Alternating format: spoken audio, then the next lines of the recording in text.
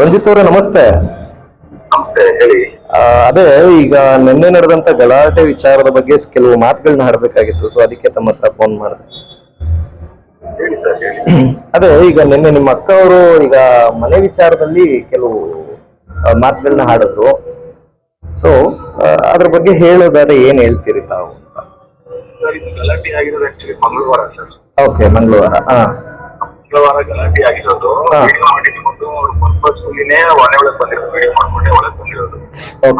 Gate open ಮಾಡಿರೋದು ನಾನಲ್ಲ, ನನ್ನ ತಂದೆ ಹೋಗಿ ಅದನ್ನ ಸಪೋರ್ಟ್ ಮಾಡ್ತಾರೆ. ಸೊ ಅವರೇ ಗೇಟ್ ಓಪನ್ ಮಾಡೋ ವಿಡಿಯೋನ ಕಳಿಸಿದೀನಿ ಕೆಲವರಿಗೆಲ್ಲ. ಹಾಗಾಗಿ ಓಪನ್ ಮಾಡಿ ಒಳಗೆ ಬಿಟ್ಟ ಮೇಲೆ ಅವ್ರು ಹೊರಗಡೆ ಬಂದಿರೋದು. ಏಕಾಏಕಿ ಬಂದು ಏನೋ ವಿಡಿಯೋಗಳು ಮಾಡ್ತಾ ಇದ್ರು, ಯಾರಿಗೋ ವಿಡಿಯೋ ಕಾಲ್ ಮಾಡಿ ನಮ್ಮನ್ನ ತೋರಿಸ್ತಾ ಇದ್ರು. ಸೊ ನಮ್ಮ ಮನೆಯೊಳಗೆ ಬಂದು ನಮ್ಮನ್ನ ವಿಡಿಯೋ ಮಾಡಿ ತೋರಿಸೋದು ತಪ್ಪೋದು. ಬಂದ ಮೇಲೆ ನಮ್ಮ ಕೆಟ್ಟ ಯೂಸ್ ಮಾಡಕ್ ಸ್ಟಾರ್ಟ್ ಮಾಡಿದ್ರು. ಆಯ್ತು, ನಾವು ಸುಮ್ಮನೆ ಇದ್ವಿ. ಆಯ್ತು, ಅದಾದ್ಮೇಲೆ ಕಿಚನ್ ಹೋಗಿ ಅಲ್ಲಿರೋ ಗಲಾಟೆ ಮಾಡಕ್ ಸ್ಟಾರ್ಟ್ ಮಾಡಿದ್ರು. ಆಬ್ವಿಯಸ್ಲಿ ನನ್ನ ವೈಫು ಒಂದು ಕಂಪ್ಲೀಟ್ ಮೂರ್ ದಿನದಿಂದ ನೋಡ್ತಾ ಇದಾರೆ. ಆಲ್ಮೋಸ್ಟ್ 3 days ನೋಡ್ತಾ ಇದಾರೆ.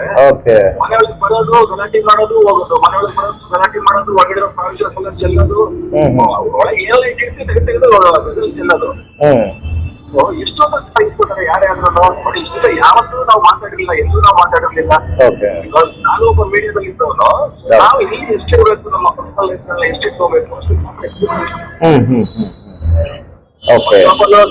ಬಂದಿರೋದ್ರಿಂದ ಅದು ಫೋಟೋ ಪರಿಹಾರ ಮಾಡ್ಕೋಬೇಕಿತ್ತು ಅವರು. ಮರಳ ಸ್ಟೇಷನ್ ಪೊಲೀಸರು ಏನ್ ಕಳ್ಸಿದ್ದಾರೆ, ಸ್ಟೇಷನ್ ಮೆಟ್ಟು ಬರ್ತಿದ್ದಾರೆ. ಸ್ಟೇಷನ್ ಮೆಟ್ಟು ಅಂತಂದ್ರೆ ಅವ್ರು ಅದನ್ನ ಹೇಳಿದ್ರು, ಮೇಡಮ್ ಸಿವಿಲ್ ಮ್ಯಾಟರ್ ಮೇಡಮ್ ನಮಗೆ ಬರಲ್ಲ. ನೀವು ಆಲ್ರೆಡಿ ಲೀಗಲ್ ನೋಟಿಸ್ ಕಳ್ಸಿದ್ರೆ ಅವರು ರಿಪ್ಲೈ ಮಾಡಿದ್ದಾರೆ. ಎಲ್ಲ ಆದ್ಮೇಲೆ ಈ ಮನೆಯೊಳಗೆ ಏನು ಗಲಾಟೆ ಮಾಡ್ತಾ ಇದ್ದೀರಾ ಅಂತ ಅದು ಹೇಳಿದ್ದಾರೆ. ಅಷ್ಟೆಲ್ಲ ಹೇಳಿದ್ಮೇಲೆ ಅದಕ್ಕೂ ಮುಂಚೆನೂ ಒಂದು ನಮ್ಮ ತಂದೆ ನನಗೂ ಅವ್ರಿಗೂ ಅವ್ರು ಚೇರ್ ತಗೊಂಡು ಹೊಡೆದಿದ್ದಾರೆ. ಸ್ಟೇಷನ್ ಮೆಟ್ಲ್ ಹತ್ತಿರ ನಾನು ಅದನ್ನು ಕ್ವಶನ್ ಮಾಡಿದ್ದೀನಿ. ಸ್ಟೇಷನ್ ಮೆಟ್ಲ್ ಹತ್ರ ಏನಿತ್ತು, ನನಗೆ ಪರ್ಸನಲ್ ಪ್ರಾಬ್ಲಮ್ ಆಗುತ್ತೆ, ನನ್ನ ಪ್ರೊಫೆಷನ್ ವೈಸು ನನಗೆ ಹರ್ಟ್ ಆಗುತ್ತೆ, ನನಗೆ ಮಾಡಬೇಡಿ. ಇಂಡಸ್ಟ್ರಿಯಲ್ಲಿ ಎಲ್ಲ ಊರ್ಬೇಕು ಅಂದ್ರೆ ಎಷ್ಟು ಕಷ್ಟ ಇರುತ್ತೆ ನಮ್ಮ ಮಾತ್ರ ಗೊತ್ತಿರುತ್ತೆ, ಹೊರತು ಬೇರೆ ಯಾರು ಗೊತ್ತಿರಲ್ಲ. ಅವರೆಲ್ಲ ಬೇರೆ ಪ್ರೊಫೆಷನ್ ಇರ್ಬೋದು, ಆದ್ರೆ ನನಗೆ ಇದ್ದಂತ ಫ್ಯಾಮಿಲಿ ಅವರು ಕಷ್ಟದಿಂದ ನೋಡಿರ್ತಾರೆ. ನೋಡಿದ ಮೇಲೇನು ಅವ್ರು ಇದೆಲ್ಲ ಮಾಡ್ತಿರ್ಬೇಕು. ನನಗೆ ತುಂಬಾ ಹರ್ಟ್ ಆಗಿತ್ತು. ನಾನು ಅದಕ್ಕೆ ಹೇಳಿದ್ರೆ ನಮ್ಮ ತಂದೆಗೆ ಬೇಡ ಬೇಡ ಬೇಡ ಅಂತ. ಅದ್ ಹೇಳಿದಕ್ಕೆ ನೀನ್ ಯಾರು ಹೇಳೋದಕ್ಕೆ ನನ್ನ ಮಗಳು ಅಂತ ಹೇಳಿದ್ರು. ಆಯ್ತು, ನಿನ್ ಮಗಳು ಅಂದ್ರೆ ನೀವು ಅಲ್ಲಿಂದ ಹೋಗಿ ಇಟ್ಕೊ ಅಂತ ಹೇಳಿದ್ರೆ ಮಾತಾಡ್ಸ್ಕೊಪ್ಪ, ನನಗೇನು ಪ್ರಾಬ್ಲಮ್ ಇಲ್ಲ, ಬಟ್ ಮನೆ ಒಳಗೆ ಸೇರಿಸ್ಬೇಡ. ಯಾಕೆಂದ್ರೆ ಕೋರ್ಟ್ಗೆ ಹೋಗಿದೆ ಇದು ಆಲ್ರೆಡಿ. ಮಗಳೇ ಕಳ್ಸಿರೋದು, ನಾನ್ ಕಳ್ಸಿರೋದಲ್ಲ. ಸ್ಟೇಷನ್ ಮೆಟ್ಲಿಗೂ ಅಷ್ಟೇ, ನಾನು ಹೋಗಿದ್ದಲ್ಲ, ಅವಳೇ ಕಳ್ಸಿದ್ದನ್ನ. ಇಷ್ಟೆಲ್ಲ ಆದ್ಮೇಲೆ ಪೊಲೀಸರು ಹೇಳ್ತಾ ಇದಾರೆ ಮನೆಯೊಳಗೆ ಹೋಗ್ಬಾರ್ದು ಮೇಡಮ್ ನೀವು. ಇಲ್ಲ, ನನ್ನ ಮನೆ ಹೋಗಿ ಹೋಗ್ತಿದ್ದ ಹೊರಗಡೆ ಬಂದಿದ್ದ ತಕ್ಷಣ ಏಕಾಏಕಿ ಬಂದು ಹೊಡೆಯಂತದ್ದು ಏನಿತ್ತು. ಸೊ ಪರ್ಪಸ್ಫುಲ್ಲಿನೇ ವಿಡಿಯೋ ಮಾಡಿ ಬಂದು ಮಂಗಳವಾರ ಆಗಿರೋ ಗಲಾಟೆನ ಅವರು ಬುಧವಾರ ಬೆಳಗ್ಗೆ ವಿಡಿಯೋ ಬಿಟ್ಟಿದ್ದಾರೆ. ಅಂದ್ರೆ ಅವ್ರು ಪ್ಲಾನ್ ಮಾಡ್ಕೊಂಡು ಬಂದಿರೋದು.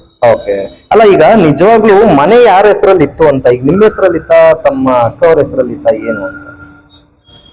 ಸರ್, ಇದು 2017-18 ಮನೆ ಪರ್ಚೇಸ್ ಮಾಡೋದು. ಆಕ್ಚುಲಿ ಅದು ದುಡ್ಡು ಹಾಕಿರೋದು ನಾನು, ಅವಳಲ್ಲ. ಅವಳು ದುಡ್ಡು ಕಳಿಸಿರೋದು ನಾನೇ, ಈ ದುಡ್ಡು ಕೊಟ್ಟೋಗಿದ್ದು ನಾನೇ, ತಾಯಿಗೆ ಪ್ರತಿಯೊಂದು ನಾವು ಮಾಡಿರೋದು. ನಾನು 2017 ಮುಂಬೈಯಲ್ಲಿ ಇದ್ದ ಕಾರಣ ನನಗೆ ವ್ಯಾಲ್ಯೂ ಬರಕಾಗ್ತಿರ್ಲಿಲ್ಲ.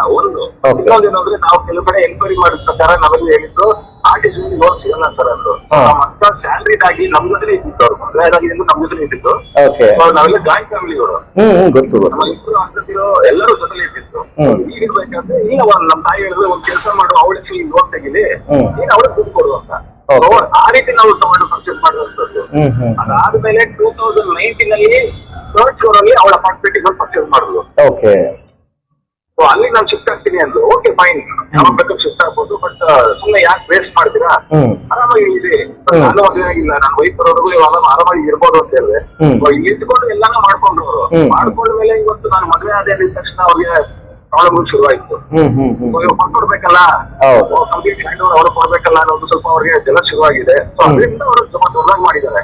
ಬಟ್ ಮಾಡೋದಿದ್ರೆ ಅವ್ರು ಸಿವಿಲ್ ಕೋರ್ಟ್ಗೆ ತಗೊಂಡ್ಬೇಕಿತ್ತು. ಯಾವುದೇ ಆದ್ರೂ ನಿಮಗೆ ಕಾನೂನು ಪ್ರಕಾರವಾಗಿ ನಾವು ಮಾಡ್ಬೇಕಾಗಿರುವಂತದ್ದು. ನಾವೇ ಅದನ್ನ ಕೈ ಇಸ್ಕೊಂಡು ಹೊಡೆಯುವಂತದ್ದು. ಈಗ ನೋಡಿ, ಪ್ರತಿಯೊಂದು ಕೇಸ್ ಅದ್ರ ಹೇಳ್ತೀವಿ, ಒಂದು ಸಣ್ಣ ಹುಟ್ಟುವ ಕೆಲಸ ಹೋರಾಟಗಳಾದ್ರೂ ನಮಗೆ ಪ್ರಾಬ್ಲಮ್ ಆಗುತ್ತೆ. ಅಲ್ಲ, ನಾನ್ ಹೇಳೋದು ಈಗ ತಾವು ಕೂಡ ಒಬ್ರು ಮೀಡಿಯಾ ಪರ್ಸನ್ ಆಗಿ ತಾವು ಅಂದ್ರೆ ಸಿನಿಮಾ ರಂಗದಲ್ಲಿ ಗುರುತಿಸ್ಕೊಂಡಿರೋದ್ರಿಂದ ತಾವು ಮನೆಯಲ್ಲೇ ಬಗೆಹರಿಸ್ಕೋಬಹುದಾಗಿತ್ತಲ್ಲ ಅಂತ. ಇಲ್ಲ ಎಲ್ಲ ಆಗಿದೆ ಸರ್. ನಮ್ಮ ಕಡೆ ನಮ್ಮ ಸ್ನೇಹಿತರು ಬಂದು ಮಾತಾಡಿದ್ದಾರೆ, ನನ್ನ ಕಸಿನ್ ಬಂದು ಮಾತಾಡಿದ್ದಾನೆ. ಏನಕ್ಕೆ ಬೇಕು ಇವೆಲ್ಲ ಮಾಡಬಾರ್ದು, ಸಾಲ್ವ್ ಮಾಡ್ಕೊಳ್ಳಿ, ಅದನ್ನು ನಾವು ಆಪ್ಷನ್ಸ್ ಕೊಟ್ಟಿದೀವಿ. ಆಯ್ತು, ನಿಮ್ಗೆ ಏನ್ EMI ಕಟ್ತಾ ಇದೀನಲ್ಲ ಅದನ್ನ ನಮ್ಗೆ ಅಗ್ರಿಮೆಂಟ್ ಅಲ್ಲಿ ಮಾಡ್ಕೊಡು. ಅಗ್ರಿಮೆಂಟ್ ಅಲ್ಲಿ ನನಗೆ ನೀಟಾಗಿ ರಂಜಿತ್ತು EMI ಕಟ್ತಾ ಇದ್ದಾನೆ, ಯಾವಾಗ ಲೋನ್ ಕ್ಲಿಯರ್ ಆಗುತ್ತೆ ಎಂಟೈರ್ ಪ್ರಾಪರ್ಟಿ ರಂಜಿತ್ ಆಗುತ್ತೆ ಅಂತ ಒಂದು ನನಗೆ ಅಗ್ರಿಮೆಂಟ್ ಮಾಡ್ಕೊಡುವಂತೆ. ಅದಕ್ಕೂ ರೆಡಿ ಇಲ್ಲ. ಫೈನಲ್ ಆಗಿ ಶಿ ಆಸ್ಕ್ ಫಾರ್ ಮನಿ, ಅದಕ್ಕೂ ರೆಡಿ ಮಾಡ್ತೀವಿ. ಮನಿ ಅವರ್ ಇಶ್ಯೂಸ್ ಅದನ್ನ ಮಾತಾಡಿದೀವಿ, ಅದಕ್ಕೂ ರೆಡಿ ಇಲ್ಲ. ಫೈನಲ್ ಆಗಿ ಇಲ್ಲ ನಮ್ಗೆ ಈಗೂ ಹರ್ಟ್ ಆಗಿದೆ, ನಾನು ಮನೆ ಬಿಟ್ಕೊಡಲ್ಲ ಅಂದ್ರು. ಅಲ್ಲ ಸರ್, ನನ್ನ ಮನೆ ನಾನು ಇಟ್ಕೊಳ್ಳೋದಕ್ಕೆ ಇವ್ರನ್ನೇ ವೈದ್ಯಕ್ಕೆ ಓಡಾಡ್ಬೇಕು. ಅಲ್ಲ ಈಗ ಅವರು ವಿಡಿಯೋ ಮಾಡಿ ಈಗ ವಿಡಿಯೋ ಮಾಡಿ ಸೋಷಿಯಲ್ ಮೀಡಿಯಾದಲ್ಲೆಲ್ಲ ಫುಲ್ ಹರಿದು ಬಿಡೋದ್ರ ಜೊತೆಗೆ ಎಲ್ಲ ದೊಡ್ಡ ದೊಡ್ಡ ಸ್ಯಾಟಲೈಟ್ ಮೀಡಿಯಾಗಳಿಗೂ ಕೂಡ ಕೊಟ್ಟು ಅಂದ್ರೆ ಈಗ ತಮ್ಮ ಒಂದು ಮಾನಹಾನಿ ಮಾಡುವಂತ ಕಾರ್ಯ ಮಾಡ್ತಾ ಇದ್ದಾರಾ ಅಂತ. ಹೌದೌದೌದು, ಅವ್ರಿಗೆ ಬೇಕಾಗಿರೋದು ಏನಕ್ಕೆ ಹೋಗ್ಬೇಕಾದ್ರೆ ನಾನು ಹೇಳ್ಬಿಟ್ಟು ಮನೇಲಿ ಹೊರಗಡೆ ಹೋಗ್ಬೇಕಾದ್ರೆ ನಾನು ಗೊತ್ತು ಏನ್ ಮಾಡ್ಬೇಕು ಅಂತ, ಅದು ಅದೇ ರೀತಿ ಮಾಡ್ತೀನಿ. ನನಗೆ ನಿನ್ ಮರ್ಯಾದೆ ಎಲ್ಲಿ ತೆಗಿಬೇಕು ಅಂತ ಗೊತ್ತು ಅಲ್ಲಿ ತೆಗಿತೀನಿ ಅಂತ. And on top of that ನನ್ನ ಮೇಲೆ ಕೋಪ ಇರಬೇಕು, ನನ್ನ ವೈಫಿಗೆ ಕೊಡಿದ್ರು, ನಾನು ಅದನ್ನ ಕೇಳ್ತಾರೆ. ಪರ್ಪಸ್ಫುಲಿ ನಮ್ ಇಬ್ಬರದು ನೇಮ್ ಹಾಳು ಮಾಡ್ಬೇಕು ಅಂತಂದ್ರೆ, ಬಿಕಾಸ್ ನಾವು ರೀಸೆಂಟ್ ಆಗಿ ಮದುವೆ ಆದಾಗ ನೀವು ನಾವು ಸೋಷಿಯಲ್ ಮೀಡಿಯಾ ನೋಡಿರ್ಬೋದು, ತುಂಬಾ ಚೆನ್ನಾಗಿ ಹೋಗ್ತಾ ಇತ್ತು. ಪ್ರತಿಯೊಂದು ಮದುವೆ ಕಾರ್ಯ ಆಗಿರ್ಬೋದು, ಎಂಗೇಜ್ಮೆಂಟ್ ಆಗಿರ್ಬೋದು, ಮತ್ತೆ ನಾವು ಎಲ್ಲಿ ಓಡಾಡುವಂತದ್ದಾಗಿರ್ಬೋದು, ನಮ್ಮ ಫಾಲೋವರ್ಸ್ ತುಂಬಾ ಚೆನ್ನಾಗಿದ್ದಾರೆ. ಇವರು ಅದನ್ನ ಟಾರ್ಗೆಟ್ ಮಾಡ್ಕೊಂಡು ಇದನ್ನೆಲ್ಲ ಹಾಳು ಮಾಡುದು ಅಂತ ನನಗೆ ಅನಿಸ್ತಾ ಇದೆ. ಅಲ್ಲ ಈಗ ಸ್ವಂತ ಅಕ್ಕ ಆಗಿರೋದ್ರಿಂದ ಅದ್ರ ಅವಶ್ಯಕತೆ ಏನಿತ್ತು ಅಂತ ಅವ್ರಿಗೆ, ಅಂದ್ರೆ ಈಗ ನಿಮ್ಮ ಒಂದು ಬೆಳವಣಿಗೆನ ಏಳಿಗೆಗಳನ್ನ ಸಹಿಸಲ್ಲ ಅಂತಂದ್ರೆ ಅಂತ ಅವಶ್ಯಕತೆ ಏನಿತ್ತು ಅಂತ ತಪ್ಪನ್ನ ತಾವೇನ್ ಮಾಡಿದ್ರಿ? ಇವಾಗ ನೋಡಿ, ಇವಾಗ ಪ್ರಾಪರ್ಟಿನ ಇವರು ಸಿವಿಲ್ ಕೋರ್ಟ್ ಹೋಗಿ ತಗೊಳೋದಕ್ಕಿಂತ ಇವನಿಗೆ ಇರೋ ಪ್ರೊಫೆಷನ್ ನ ಇಟ್ಕೊಂಡು ಅವಮಾನ ಮಾಡಿ ಹೊರಗಡೆ ಹಾಕ್ಬೋದಲ್ವಾ ಅಂತ ಅವ್ರದ್ದು. ಇವಾಗ ಅವಮಾನ ಮಾಡಿದ್ರೆ ಇವನು ಇಷ್ಟ ಕಷ್ಟಪಟ್ಟಿರೋದೆಲ್ಲ ಮಣ್ಣು ಆಗುತ್ತಲ್ಲ ಅನ್ನೋದು ಒಂದು ಅವಮಾನ ಇಟ್ಕೊಂಡು ಹೊರಗಡೆ ಹೋಗ್ತಾನೆ ಅನ್ನೋದಕ್ಕೆ ಕಾರಣನೇ ಅವ್ರು ವಿಡಿಯೋ ಮಾಡ್ತಿರೋದು. ಯಾರು ಸರ್ ಮನೆ ಒಳಗೆ ಬರ್ತಾ ಇದ್ದಂಗೆ ಮೇಲ್ಗಡೆ ಅವ್ರ ಮನೆ ಇದೆ, ಆ ಮನೆ ಬಿಟ್ಟು ಮನೆ ಒಳಗೆ ನಮ್ಮ ತಂದೆನೇ ಒಳಗೆ ಸೇರಿಸ್ತಾರೆ. ಇವರು ಮೊಬೈಲ್ ಆನ್ ಮಾಡ್ಕೊಂಡ್ ಬರ್ತಾರೆ, ಕಿಚನ್ ಒಳಗೆ ಮೊಬೈಲ್ ವಿಡಿಯೋ ಆನ್ ಮಾಡ್ಕೊಂಡ್ ಬಂದು ಹೊಡೆಯೋಂಥದ್ದು ಹೆಂಗಿದೆ ಸರ್ ಅದು? ಗೊತ್ತಾಗಲ್ಲ ಅವ್ರು ಬೇಕು ಅಂತ ಮಾಡಿರೋಂಥದ್ದು. ಹೌದೌದೌದು. ಅಲ್ಲ ಈಗ ಇನ್ನೊಂದು ಸ್ವಂತ, ಈಗ ತಾವು ಎಷ್ಟು ಕಷ್ಟಪಟ್ಟು ಬಂದಿದ್ದೀರಿ ಅಂತ ಇಡೀ ಕರ್ನಾಟಕ ನೋಡಿದೆ, ಆದ್ರೆ ಸ್ವಂತ ಫ್ಯಾಮಿಲಿಯವರು ಮನೆಯವರೇ ತಮ್ಗೆ ಸಪೋರ್ಟಿವ್ ಆಗಿ ನಿಂತ್ಕೋಬೇಕಾದಂತ ಕಾಲದಲ್ಲಿ ನಿಂತ್ಕೊಳ್ತಾ ಇಲ್ವಲ್ಲ ಅನ್ನೋದು ಎಷ್ಟು ಬೇಜಾರಿನ ಸಂಗತಿ ಅಲ್ಲ? ಬೇಜಾರಾಗುತ್ತೆ ಸರ್. ಅದೇ ಹೇಳ್ತಿಲ್ಲ, ಇವಾಗ ನೋಡಿ ಇಂಡಸ್ಟ್ರಿಯಲ್ಲಿ ಒಂದು ನೆಲೆ ಹೋಗ್ಬೇಕು ಅಂದ್ರೆ, ಆಕ್ಟಿಂಗ್ ಮಾಡ್ಬೇಕು ಅಂದ್ರೆ, ಅದು ಒಂದು ಸಕ್ಸಸ್ ಸಿಗ್ಬೇಕು ಅಂದ್ರೆ ಎಲ್ಲಾ ಕಲಾವಿದರುಗಳು ನೀವು ನೋಡಿದೀರಾ. ಹೌದು, ನಾನು ಅದೇ ಇಂಡಸ್ಟ್ರಿ ಇದ್ದವನು. ಇವಾಗ ನಾನು ಇಂಡಸ್ಟ್ರಿ ಬಂದು ಆಲ್ಮೋಸ್ಟ್ 16 to 17 years ಆಗ್ತಾ ಬಂತು. ನಾವು ಎಷ್ಟು ಬೆಳಕು ಸಿಗ್ತೀವಿ, ಎಷ್ಟು ತಪ್ಪಿಸಲು ಸಿಗ್ತೀವಿ ನಾವು ಮಾತ್ರ ಗೊತ್ತಿರ್ತಲ್ಲ ಸರ್. ಹೌದೌದೌದೌದು. ಇವಾಗ ಅದನ್ನ ಅವ್ರು ಕಣ್ಣಾರಿ ನೋಡಿರೋಂಥವ್ರು. ಇವಾಗ ಅವ್ರಿಗೆ ಅದೆಲ್ಲ ಮನಸ್ಥಿತಿ ಬಿಟ್ಟು ಕೂತಿನಿಂದ ಹೋದ್ರೆ ರೀಲ್ಸ್ ಹೊಡ್ಕೊಂಡು ಹೋಗ್ತಾರೆ. ಓಕೆ, ಈಗ ತಮ್ಗೆ ಕಟ್ಟಿರುವಂತದ್ದು ಏನಾದ್ರು ಇದೆಯಾ ರಂಜಿತ್ ಅವ್ರೆ? ಅಂದ್ರೆ ಈಗ ತಾವು ಹೇಳಿದ್ರಿ ಆಗ್ಲೇ, ಅಂದ್ರೆ ನಾನೀಗ ನಾನೇ ಲೋನ್ ಎಲ್ಲ ಕಟ್ಟುತ್ತಾ ಇದ್ದಿದ್ದು ನಾನೇ, ಅವ್ರ ಅಕೌಂಟಿಗೆ ಆಗ್ತಾ ಇದ್ದಿದ್ದೆಲ್ಲ ನಾನೇ ಅಂತ. ಸೊ ಅಕೌಂಟಿಗೆ ಆಗ್ತಾ ಇದ್ದಿದ್ದಕ್ಕೆ ಏನಾದ್ರು ಪ್ರೂಫ್ಸ್ ಇದೆಯಾ ಅಂತ? ಪ್ರೂಫ್ ಎಲ್ಲ ಇದೆ ಸರ್, ಆಲ್ರೆಡಿ ನಮ್ಮ ಲಾಯರ್ ಕೊಟ್ಟಿದ್ದೇನೆ. ಅದಕ್ಕೆ ಅದನ್ನ ಇಟ್ಕೊಂಡು ಅವರು ಆಲ್ರೆಡಿ ರಿಪ್ಲೈ ಕೊಟ್ಟಿದ್ರು, ಅದಕ್ಕೆ ನೋಟಿಸ್ಗೆ ರಿಪ್ಲೈ ಕೊಟ್ಟಿದ್ದು ಆಗಿದೆ. ಅದೆಲ್ಲ ನೋಡಿದ ಮೇಲೆ ಇವರು ಆಯ್ತು, ಇವಾಗ ಅವ್ರ ಕಡೆಗೆ ತಗೊಳ್ಳೋಣ, ಇವಾಗ ಅವ್ರ ಕಡೆ ಇದೆ ಅಂತ ಹೇಳ್ತಾರಲ್ಲ ಎಲ್ಲ ಪ್ರೂಫ್ಗಳು. ಹೋಟೆಲ್ ಹೋಗಿ ವಾಪಸ್ ತೀರ್ತಾರೆ ಅವ್ರಿಗೆ, ತಗೋಬೋದಲ್ಲ ಅವ್ರಿಗೆ. ಇವಾಗ ನಮ್ಮ ಈ ಪ್ರೊಫೆಷನ್ ಇದೆಲ್ಲ ಒಂದನೇ ಇಟ್ಕೊಂಡು ಟಾರ್ಗೆಟ್ ಮಾಡೋದಂತ ಏನಿದೆ? ಅಲ್ಲ ಈಗ ನಿಮ್ಮ ಅಕ್ಕನಿಗೂ ಮತ್ತೆ ನಿಮ್ಮ ಪ್ರೊಫೆಷನ್ ಆಗಿ ಮಾಡೋಣ ಅಂತನಾ? ಅಲ್ಲ ನಾನ್ ಕೇಳೋದು, ಈಗ ಮದ್ವೆ ಆದ್ಮೇಲೆ ಈ ತರ ಎಲ್ಲ ಘಟನೆಗಳು ಆಗ್ತಾ ಇದೆ ಅಂತ ತಾವು ಹೇಳಿದ್ರಿ, ಅಂದ್ರೆ ನಿಮ್ಮ ಅಕ್ಕನಿಗೂ ಮತ್ತೆ ನಿಮ್ಮ ವೈಫ್ಗೂ ಏನಾದ್ರು ಪರಸ್ಪರವಾಗಿ ಏನಾದ್ರು ಹೊಂದಾಣಿಕೆ ಸರಿ ಹೋಗ್ಲಿಲ್ವಾ ಅಂತ? ಇಲ್ಲ ಸರ್, ಇಲ್ಲ ಇಲ್ಲ ಆತರ ಅಂತಲ್ಲ. ಏನಕ್ಕೆ ತುಂಬಾ ಚೆನ್ನಾಗೇ ಇದ್ರು. ಏನಕ್ಕೆ ಅಂದ್ರೆ ನಮ್ಮ ಎಂಗೇಜ್ಮೆಂಟ್ ಡೇಟ್ ನೋಡಿದ್ದು ಅವರೇ, ಮದುವೆ ಡೇಟ್ ನೋಡಿದ್ದು ಅವರೇ, ಪ್ರತಿಯೊಂದು ಅವರೇ ಮಾಡಿರೋಂಥದ್ದು. ಅದಾದ್ಮೇಲೆ ಎಲ್ಲಾರು ಚೆನ್ನಾಗೇ ಇದ್ವಿ.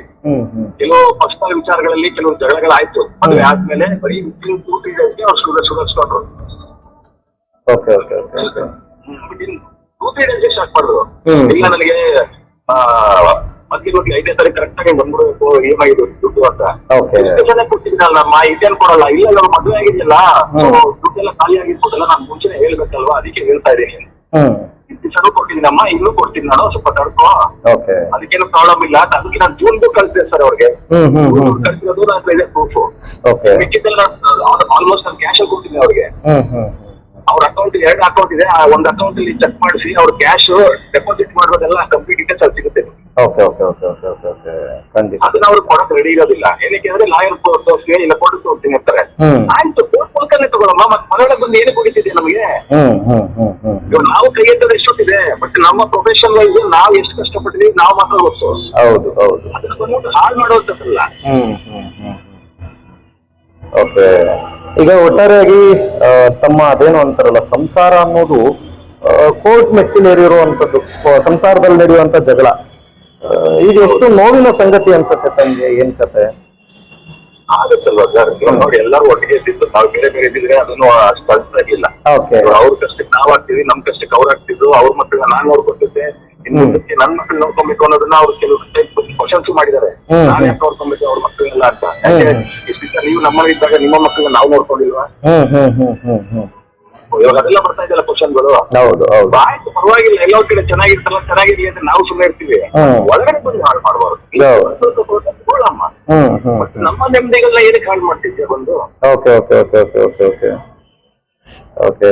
ಎಂಡ್ ಆಫ್ ಮೂಮೆಂಟ್ ಈಗ ಎಲ್ಲ ಒಳ್ಳೇದಾಗ್ಲಿ ಅನ್ನೋದೇ ನಮ್ಗೆ ಇರ್ತಕ್ಕಂಥ ಆಶಯ ಕೂಡ. ಯಾಕೆಂದ್ರೆ ತಾವು ಕಷ್ಟಪಟ್ಕೊಂಡು ಬಂದಿರುವಂತದ್ದನ್ನ ಇಡೀ ಕರ್ನಾಟಕನೇ ನೋಡಿದೆ, ಎಷ್ಟು ಕಷ್ಟಪಟ್ಕೊಂಡು ಇಲ್ಲಿವರೆಗೂ ಬಂದಿದ್ದೀರಿ ಏನು ಅಂತ ಅಂತಾನ. ಅದ್ರ ಮಧ್ಯದಲ್ಲಿ ಇದೆಲ್ಲ ಆಗೋದು ಖಂಡಿತವಾಗಿ ದುಃಖದ ಸಂಗತಿನೇ.